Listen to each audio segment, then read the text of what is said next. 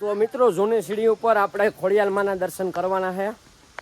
અહીંયા ખોડિયાલમાનું મંદિર છે, નાની એવી ડેરી છે ખોડિયાલમાની, અને અહીં ઝરણું પણ એક શેક ડેમ છે નાનું એવું. તો તમને ખોડિયાલમાના દર્શન કરાવીએ. તો આ આપણું છે ખોડિયાલમાનું મંદિર, તમે જોઈ શકો છો. જો સામે લખેલું છે આઈ શ્રી ખોડિયાલમાનું મંદિર, જય ખોડિયાલમા. તો વિડીયોમાં બનાવી ગયો, તમને ઝરણો બતાવીએ ગિરનારનો.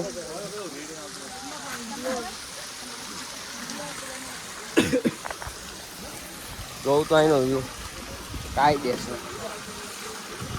જા. એક ભાઈ વાંસળી, એક ભાઈ અહીંયા મોઢું ધોવા ગયા છે.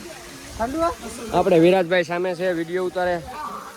અને અહીં તમે જોઉં તો ખરી પબ્લિક આનંદ જ આવે. આનંદ છે વાત જ નહીં હો ભાઈ ગાંધીગીરમાં.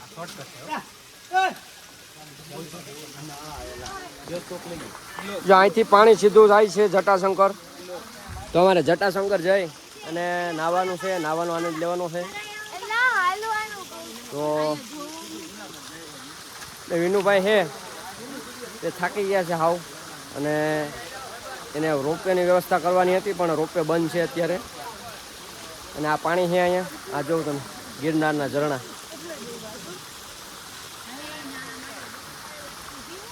ને આપણે બે શબ્દ વેનુ મામાને પૂછીએ આપણે કે ભાઈ કેવો થાકોડો લાગ્યો છે ગિરનારમાં. નથી વાંધો આવ્યો ભાઈ, બહુ વાંધો કઈ નથી. પણ આપણે પગું દુખે ભાઈ.